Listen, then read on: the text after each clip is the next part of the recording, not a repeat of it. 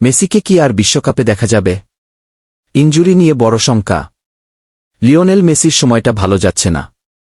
গত কয়েক মাস ধরেই একের পর এক ইনজুরিতে জর্জরিত আর্জেন্টাইন তারকা। দিন তিনেক আগে মেজর লিগ সকারের MLS ম্যাচে লস অ্যাঞ্জেলসের বিপক্ষে ম্যাচে মাঠে নেমেছিলেন তিনি। কিন্তু লিগস কাপের গুরুত্বপূর্ণ ম্যাচে বৃহস্পতিবার 21শে আগস্ট ফের অনুপস্থিত ছিলেন তিনি। আর এতেই শঙ্কা জেগেছে, পুনরায় কি ইনজুরিতে এমেলটেন? অবশ্য ম্যাচের আগেই সংবাদ সম্মেলনে এই প্রশ্নের জবাব দিয়েছিলেন কোচ হাবিয়ের মাসচেরানো।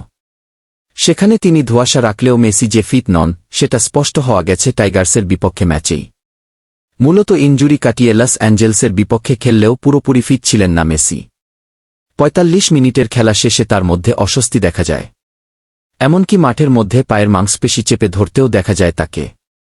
ম্যাচের আগে মেসির শারীরিক অবস্থা নিয়ে মাসচেরানো বলেছিলেন, হ্যাঁ, দলের সঙ্গে লিও অনুশীলন করেনি।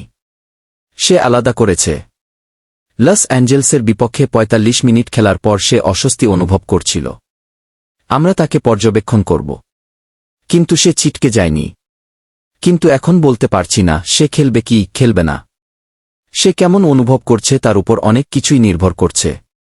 মাসচেরানোর এ বক্তব্যে থেকেই স্পষ্ট, স্বস্তি অনুভব না করাতেই মাঠে নামানো হয়নি মেসিকে। লস অ্যাঞ্জেলস ম্যাচের আগে ইনজুরিতে পড়ে ক্লাবের 2টি ম্যাচ মিস করেছিলেন তিনি।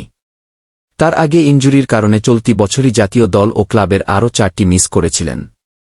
আর লিগামেন্ট ইনজুরিতে গত বছর প্রায় 2 মাসে মাঠের বাইরে থেকে ক্লাব ও দেশের হয়ে 10টি ম্যাচ মিস করেছিলেন। পুরোপুরি সুস্থ হয়ে মেসি ফের কবে টানা ম্যাচ খেলতে পারবেন সেটা এখনও স্পষ্ট নয়। তবে 2026 বিশ্বকাপের আগে তার এমন ঘন ঘন ইনজুরি দুশ্চিন্তা বাড়াচ্ছে আর্জেন্টাইন সমর্থকদেরও।